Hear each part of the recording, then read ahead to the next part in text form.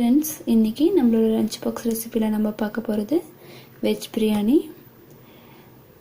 இதுக்கு தேவையான இன்க்ரீடியன்ட்ஸ்லாம் எடுத்து வச்சுருக்கேன். தக்காளி, வெங்காயம், கேரட், பீன்ஸ், அதுக்கப்புறம் நம்ம கரம் மசாலா ஐட்டம்ஸ், பட்டாணி, இதெல்லாம் தான். இஞ்சி பூண்டு பேஸ்ட்டு, பச்சை மிளகா. சரி வாங்க குவிக்காக எப்படி செய்கிறதுன்னு பார்த்துடலாம். ஒரு குக்கரில் எண்ணெய் ஊற்றிருக்கேன். இதில் நம்ம எடுத்து வச்சுருக்க எல்லா கரம் மசாலா ஐட்டம்ஸும் வந்து ஆட் பண்ணிக்கலாம். எண்ணெய் மீடியம் ஃப்ளேமில் இருக்கணும், அப்போவே போட்டுக்கோங்க. ரொம்ப ஹை ஃப்ளேமில் போட்டிங்கன்னா டக்குன்னு தீஞ்சிரும். இந்த கரம் மசாலா ஐட்டம்ஸோட ஃப்ளேவர்ஸ் எண்ணெயில் இறங்காது.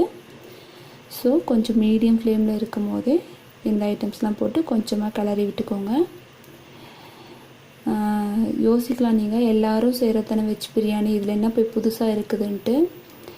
பச்சை மிளகா ஆட் பண்ணியிருக்கேன். என்ன நான் ஏன் இது போட்டிருக்கேன்னா, கொஞ்சம் டிப்ஸு சொல்லலான்ட்டு தோணுச்சு. என்னென்னு பார்த்தீங்கன்னா, இப்போது பிரியாணினாவே மெயினாக நம்ம என்ன எதிர்பார்ப்போம்னா, நல்லா உதிரியாக வரணும், அந்த கலர் வரணும். இது ரெண்டு வெஜிடபிள்ஸ் வந்து போட்டாவே பிரியாணியில் அந்த ரெட் கலர், க்ரீன் கலர் வந்து நல்லா தெரியணுன்றது.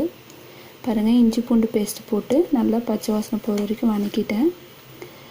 ஸோ நான் இதெல்லாம் தான் சொல்லலான்ட்டு தான் இந்த வீடியோ வந்து மெயினாக போட்டேன்.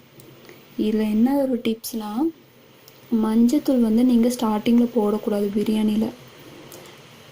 எப்போ போடணுன்னா எண்டிங்கில் போடணும். இது வந்து நம்ம ஹோட்டலில் பண்ணுற மாதிரி பண்ணல, வீட்டில் பண்ணுற மாதிரி சிம்பிளாக பண்ணுறோம். இதில் வந்து நம்ம தயிர் சேர்க்க போகிறதில்ல, வெங்காயத்தை வந்து கடைசியாக பொரித்து வச்சு மேலே லேயர் பண்ண போகிறதில்ல. நார்மலாக வீட்டில் பண்ணுற பிரியாணி தான். ஆனால் இதில் எந்த அளவுக்கு அது வந்து உதிரியாகவும் நம்ம அந்த டேஸ்ட்டோடையும் கொண்டு வர போகிறோன்றது தான் இப்போ பார்க்க போகிறோம். சரிங்களா? மஞ்சளை கடைசியாக சேர்த்துனீங்கன்னா உங்களுக்கு அந்த க்ரீனு, ரெட் கலர் எல்லாமே கரெக்டாக இருக்கும். கேரட், பீன்ஸில் தக்காளி வதங்கிடுச்சு. இந்த டைமில் மிளகாத்தூள் மட்டும்தான் நான் சேர்க்குறேன். சரிங்களா? மிளகாத்தூள் வேணுன்ற அளவுக்கு சேர்த்துக்கோங்க, அவங்கவுங்க வீட்டில் இருக்கிற காரத்தை பொறுத்து. அதே மாதிரி மல்லித்தூளில் பிரியாணியில் மல்லித்தூள் சேர்க்காதீங்க, சேர்க்கக்கூடாது. அது வந்து டேஸ்ட்டே கெடுத்து விட்டுரும். இப்போது காயெல்லாம் சேர்த்துக்கலாம். உப்பு, மிளகாய்த்தூள் மட்டும் ஃபஸ்ட்டு சேர்த்துக்கோங்க. பச்சை மிளகா வந்து அந்த ஃப்ளேவருக்காக மட்டும்தான் போடணும்.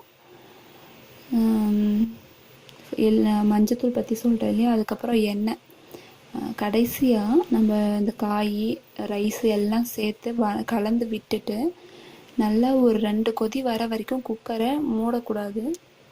கலந்து விட்டதும் லிட்டு போட்டு மூடினீங்கன்னா உங்களுக்கு அந்த பிரியாணி ரைஸ் வந்து உதிரியாக வராது.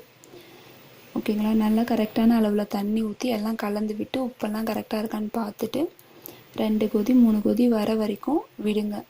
விட்டுட்டு அது நல்லா கொதித்து வரப்போ ஒரு 2 ஸ்பூன் ஆயில் விடணும், இல்லைன்னா பட்டர் 1 ஸ்பூன் வந்து பட்டர் போட்டுக்கணும். போட்டுட்டு கடைசியாக கரம் மசால் வந்து தூவிட்டு நீங்கள் அதுக்கப்புறம் லிட்டை மூடி விட்டிங்கன்னா அது நல்லா வெந்துடும் போது உதிரியாகவும் இருக்கும். அதே சமயம் இந்த வெஜிடபிள்ஸோட கலர் பார்த்திங்கன்னா கலர் மாறாமல் அப்படியே இருக்கும். இது 2 டிப்ஸை ஃபாலோ பண்ணிவிட்டு எனக்கு கமெண்ட்டில் நீங்கள் சொல்லுங்கள், கரெக்டாக வந்துச்சா இல்லையான்ட்டு. எனக்கு எப்பயுமே நான் இப்படி தான் பண்ணுவேன். எனக்கு வந்து அந்த க்ரீன் கலர், ரெட் கலர்லாம் அவ்வளோ ஃப்ரெஷ்ஷாக ஒரு வெஜிடபிள்ஸ் இருந்தால் எப்படி இருக்கும் அதே மாதிரி கிடைக்கும். இப்போ நான் உப்பு சேர்த்துக்கிறேன். நான் தண்ணி ஊற்றிட்டு அப்புறமேட்டு மஞ்சத்தூள் சேர்த்துட்டேன். உப்பு வேணுன்ற அளவுக்கு சேர்த்துக்கோங்க. பாருங்கள், இந்த அளவுக்கு கொதி வரணும். எண்ணெய் மேலே தெளிஞ்சு கொஞ்சம் கொதி வந்திருக்கு இல்லையா? இந்த டைமில் நான் வந்து பட்டர் சேர்த்துக்கிறேன்.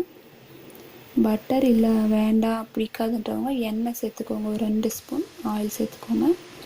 அதுக்கப்புறம் கரம் மசால் தூள் வந்து எப்பயும் ஃபஸ்ட்டு யூஸ் பண்ணக்கூடாது. அது வறுபட்டு கொதித்து வரத்துக்குள்ளே கசந்து போயிடும்.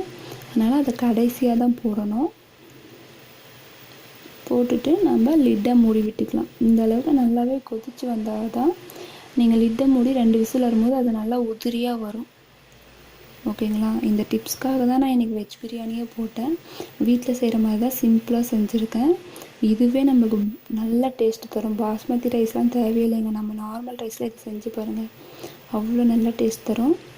நமக்கு விசில் வந்துருச்சு, இறக்கிட்டு எப்படி இருக்குன்னு பார்க்கலாமா?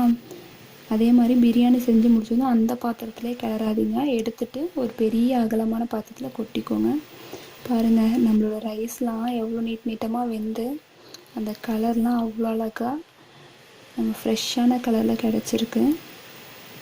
நம்மளோட பிரியாணி ரெடி ஆகிடுச்சு. டேஸ்ட் பண்ணிவிட்டு எப்படி இருக்குன்னு சொல்லுங்கள் ஃப்ரெண்ட்ஸ். நெக்ஸ்ட்டு வீடியோவில் நான் உங்களை நெக்ஸ்ட்டு ரெசிபியோடு சந்திக்கிறேன். அது வரைக்கும் பாய்.